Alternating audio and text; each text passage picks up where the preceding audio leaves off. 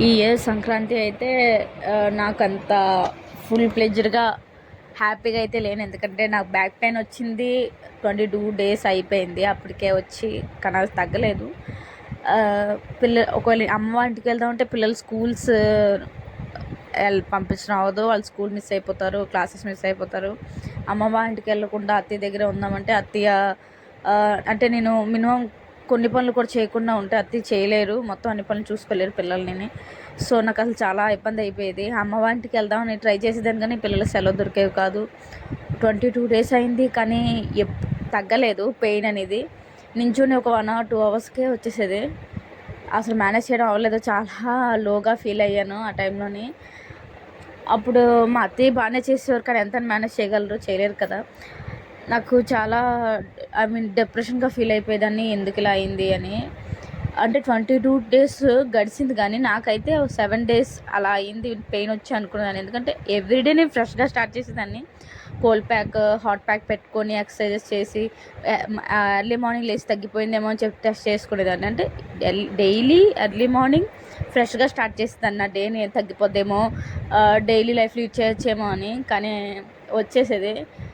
ఎలాగా ఫేస్ చేయాలో కూడా అర్థమయ్యేది కాదు. పిల్లల్ని సరిగ్గా చూసుకోలేకపోయేదాన్ని, వాళ్ళకి డైలీ యాక్టివిటీస్ ఏం చేయించలేకపోయేదాన్ని.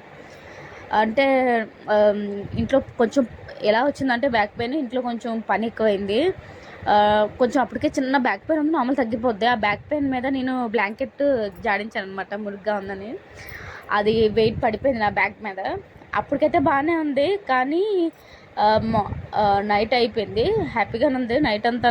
మార్నింగ్ లేచేసరికి బ్యాక్ పెయిన్ స్టార్ట్ అయిపోయింది. నార్మలే కదా, పడుకుంటే మళ్ళీ నైట్ పడుకొని నార్మల్గా మార్నింగ్ లేసేసి తగ్గిపోద్ది అనుకున్నాను, కానీ తగ్గలేదు. బాగా ఇబ్బంది పెట్టేసింది ఈసారి. మన ఆడవాళ్ళు మొత్తం చాలా జాగ్రత్తగా ఉండాలి. ఇలాంటి అంటే పనుల విషయంలోనే ఒకేసారి మొత్తం చేయకూడదు, ప్రెజర్ పడిపోద్ది బ్యాక్ పెయిన్ మీద, బ్యాక్ బోన్ మీద.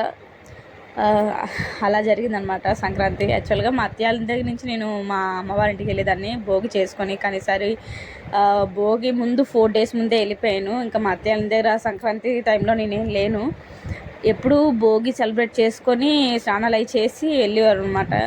కానీ ఈసారి 4 days ముందే వెళ్ళిపోయాను. పిల్లలకు కూడా హాలిడేస్ పెట్టించాను 4 days. మా చిన్నోడికి ఎగ్జామ్స్ అయినా సరే తప్పలేదు నా బ్యాక్ పెయిన్ వల్ల. తర్వాత పెట్టిద్దామంటే వాళ్ళ మేడం ఎగ్జామ్స్ ఇంకా రీకండక్ట్ చేయమని చెప్పారు. పోన్లే, ఇంకా నాకు బ్యాక్ పెయిన్ తగ్గితే చాలు, మళ్ళీ నార్మల్ డేస్ లీడ్ అవుతాయి అని చెప్పి నేను లైట్ తీసుకున్నాను. మా అత్తయ్య చూడండి, జంతికలకి గవ్వలకి ఆడిచ్చేస్తున్నారు. గవ్వలకి కాదు, జంతికలకి ఇంకా అట్ల పిండికి ఆడించారు. ఆడించడానికి తీసుకెళ్ళిపోతున్నా, ఇంట్లో పని చూసుకుంటున్నాను. మా అత్తయ్య ఏమో ఆడించడానికి వెళ్ళారు.